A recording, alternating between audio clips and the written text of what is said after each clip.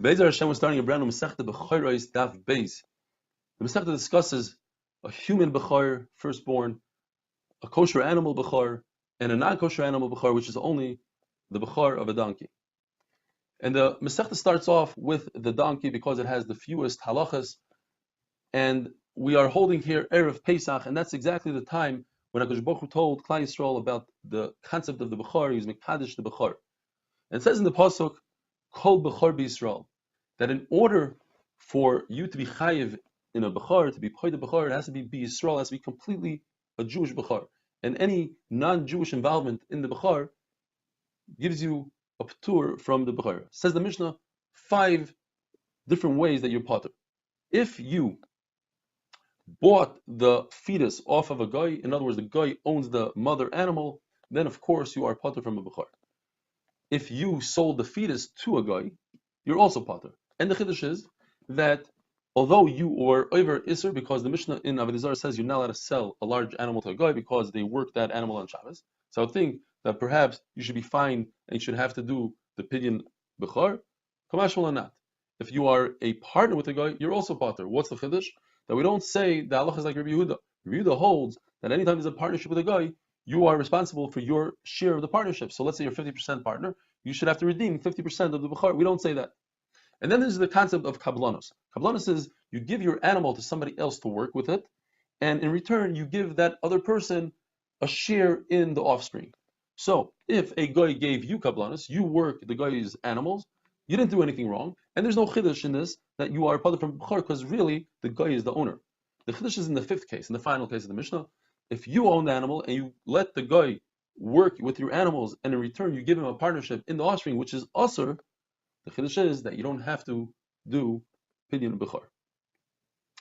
So mentioned the Mishnah in Avodah Zarah that's asur to sell an animal to a guy because he'll work it in the fields. What if it's an animal that doesn't work in the field, such as a horse?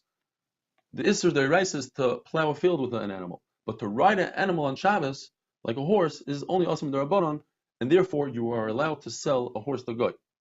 What about an animal that has broken legs, so can't work the field? If they will eventually heal, it's asur according to everybody to sell. But if they will never heal, Chachamim say it's asur to sell, and Rabbi Yehuda says it's mutter to sell. What about a newborn animal? A newborn can't work the field. The fetus, what do you do? So the halacha is you're not allowed to sell that to a guy. And before we get there, there's a reason to say that it is mutter to sell to the guy, because at the end of the day, it can't work now, and nobody will make a mistake and think, oh, if you're allowed to sell this, you're allowed to sell a regular animal. On the other hand, an animal with broken legs, people know that the reason why you're selling it is because it has broken legs. But with a fetus, nobody will know. They'll say, oh, if you sold that, you could sell a regular animal. Rav Ashi brings a great raya, because it says in the Brisa that Rabbi Yehuda says the reason why you're allowed to sell an animal with broken legs and that will never heal is because it will never heal. So you can be medayik from that anything that heals, such as a newborn, will eventually grow up and be a large animal that's considered healing. So eventually it'll heal, and therefore today you're not allowed to sell it. Well, the Gemara wanted to bring a raya from our Mishnah that says in the Brisa that if you do kablanos with a guy, you own an animal, and you tell the guy you work the animal, so we fine the Jew up to 10 times the worth of the animal, and the lashon is noisim midam mav, from its money. Who do you give it to? You give it to the kohen. This fine you give to the kohen. Now, what is the kohen doing here? If it's just a regular animal, then you shouldn't have to pay the kohen anything. We're obviously talking about a bechor, and that's why the kohen is here, and that's why you give the money to the kohen. So you see that you're not allowed to give the uber to a kohen. So the Gemara, no, perhaps we're talking about a situation where he told the guy, I want you to fatten up the animal, and I'll reward you with part of the profits of the mother animal and also the offspring.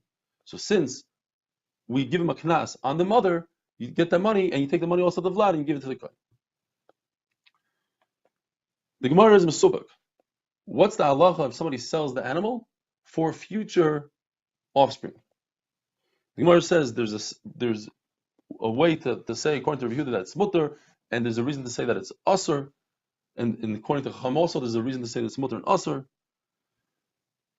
And the Gemara says At one point, Chacham told Rabbi Yehuda, how could you say that you are allowed to sell an animal with broken legs, but at the end of the day, who says that they'll shech that animal and eat it? Maybe they'll have offspring. So you see that according to Chachamim, offspring is osur. So Gemara says, no, maybe Chachamim were talking in Rabbi Yehuda. They're saying, you're so sure, we say that the problem is that people will make a mistake. But you say that there's no problem because they're going to eat the animal right away, it has broken legs, they're not going to work it on the field. But what about Vlados, according to you? Aren't you concerned that there'll be offspring? And to that Rabbi Yehuda answered them, no, an animal with broken legs doesn't accept upon itself a male, and there won't be an issue of offspring.